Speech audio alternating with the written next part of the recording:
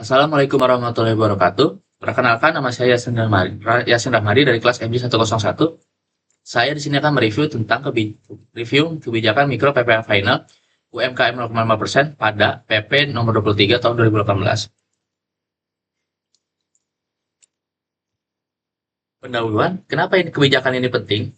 UMKM adalah tulang punggung ekonomi Indonesia. Ada sekitar kurang lebih 97% unit usaha. Kebijakan mikro berdampak berlangsung pada putusan produksi sehari-hari. Tantangan utama UMKM adalah modal kecil, resiko tinggi, biaya tetap berat. Banyak pelaku UMKM memilih berada di sektor informal karena takut pajak atau tidak paham mekanismenya. Pemerintah ingin menciptakan lingkungan ekonomi yang inklusif untuk usaha mikro.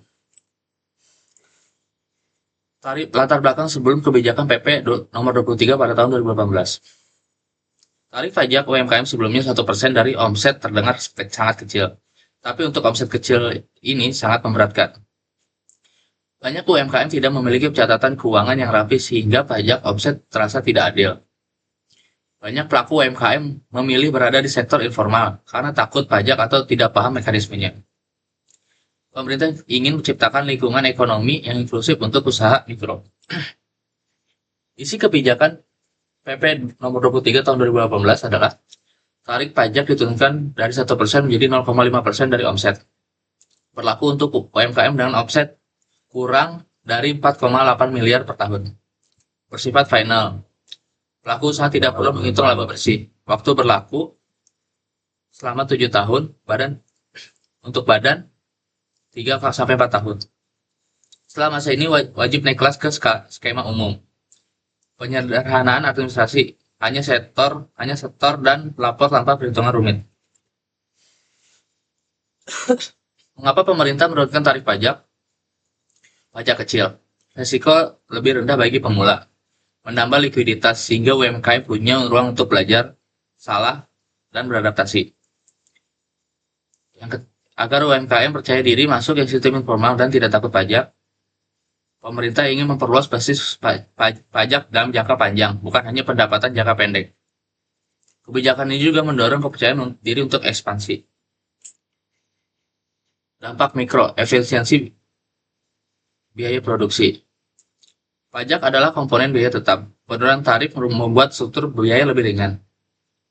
UMKM bisa mengalokasikan dana sisa pajak untuk menambah alat, bahan baku, atau kualitas produk. Biaya produksi per unit menurun, daya saing pun meningkat. Pengurangan biaya tetap untuk membantu UMKM bertahan pada masa awal yang sangat rentan. Dampak mikro perilaku produksi dan konsumsi. Ketika pajak rendah, pelaku usaha lebih berani meningkatkan output. UMKM lebih berani memperkerjakan pegawai baru karena beban biaya menurun. Konsumen mendapat harga lebih stabil karena biaya produksi lebih efisien. UMKM cenderung meningkatkan kualitas layanan karena modal kerja lebih kuat. Jangka panjang bagi untuk UMKM. Pertama, mendorong UMKM untuk memiliki pencatatan keuangan lebih rapi. Yang kedua, menjadi batu loncatan sebelum masuk ke pajak skema umum. Yang ketiga, memperbesar peluang UMKM untuk dapat pembiayaan bank karena data pajak lebih rapi. Yang keempat, meningkatkan profesionalitas pelaku UMKM. Yang kelima, memberikan kesempatan lebih besar agar UMKM naik kelas menjadi usaha menengah. Tantangan dan resiko kebijakan dari kebijakan ini. Yang pertama, pendapatan negara jangka pendek menurun karena tarif yang lebih rendah. Yang kedua, potensi moral hazard, UMKM menahan omset agar tidak melewati batas 4,8 M. Yang ketiga, kurangnya edukasi membuat banyak UMKM tetap tidak memahami kebijakan pajaknya. Yang keempat, pelaku usaha sering bingung setelah masa tarif 0,5% habis dan harus masuk ke skema normal. Yang kelima, adaptasi administrasi masih menjadi hambatan yang paling besar. Analisis dari sudut pandang UMKM. Yang pertama, bagi pemula, pajak 0,5% terasa seperti ruang bernafas di tengah modal yang pas-pasan. Yang kedua, pelaku UMKM merasa lebih dihargai karena kebijakan ini terlihat nyata manfaatnya. Yang ketiga, kebijakan ini memberi rasa aman bahwa usaha mereka tidak terbebani sejak awal. Yang keempat, banyak UMKM akan mau melapor pajak karena merasa sistem sudah lebih manusiawi. Yang kelima, Pajak rendah sama dengan dorongan psikologis untuk tumbuh lebih besar tanpa rasa takut. Simulasi dampak. Contoh pada UMKM C, omset 30 juta per bulan, pajak lama sekitar 1% berarti sekitar 300.000 per bulan. Dan pajak sekarang 0,5% berarti 150.000 per bulan. Penghematan 150.000 per bulan bisa dialokasikan untuk menambah 10% atau 20% biaya iklan, menambah varian produk, menutup biaya operasional saat penjualan turun. Efek mikronya, kapasitas produksi naik, retensi pelanggan naik, ketahanan usaha meningkat.